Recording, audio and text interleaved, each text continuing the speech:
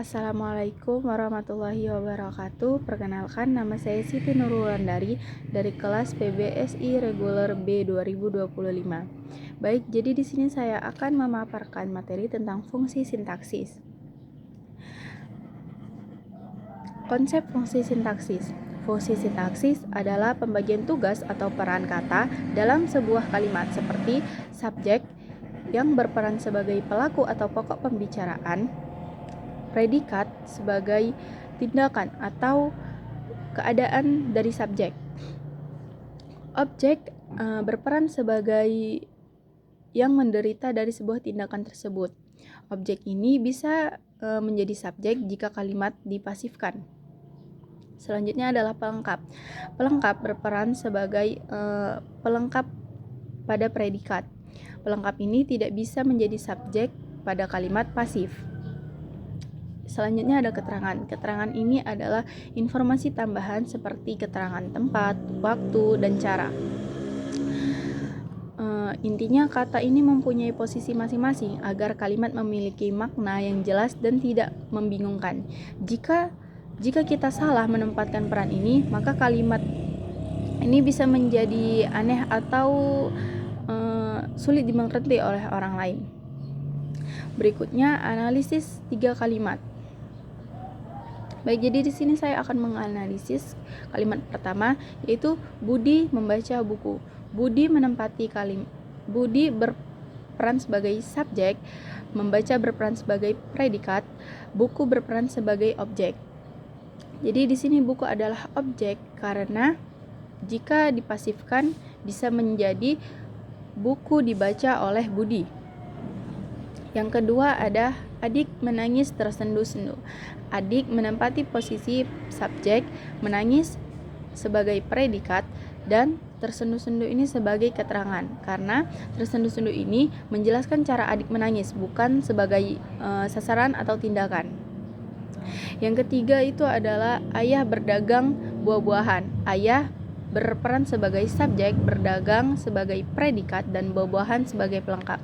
Karena buah-buahan ini adalah kalimat yang tidak bisa dipasifkan. Jika dipasifkan itu akan memiliki makna yang tidak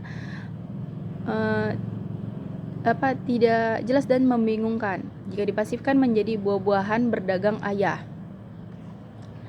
Selanjutnya kita akan menganalisis kalimat ambigu. Jadi kalimat ambigu ini adalah kalimat yang memiliki makna ganda atau lebih. Jadi susunan katanya ini kurang tepat atau tidak tepat dalam menggunakan tanda baca. Contohnya itu ibu memberitahu adik kemarin.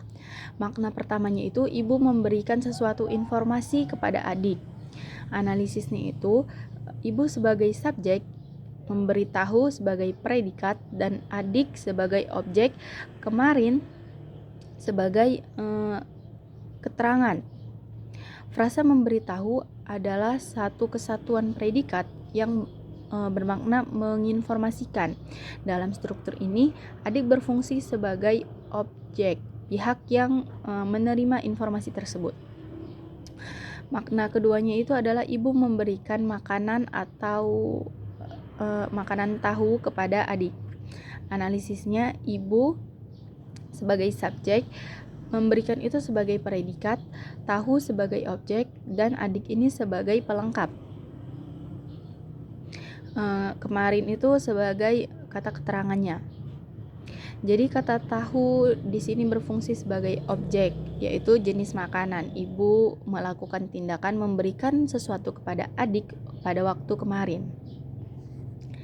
Jadi kesimpulannya adalah sintaksis ini struktur atau menciptakan struktur untuk menciptakan makna yang jelas, menentukan fungsi yang tepat terutama pada objek dan pelengkap yang menentukan apakah kalimat bisa dipasifkan atau tidak. Posisi keterangan juga penting agar kalimat tidak ambigu.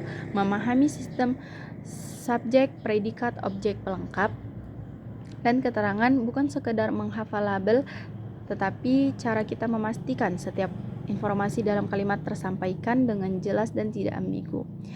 Baik, sekian, terima kasih.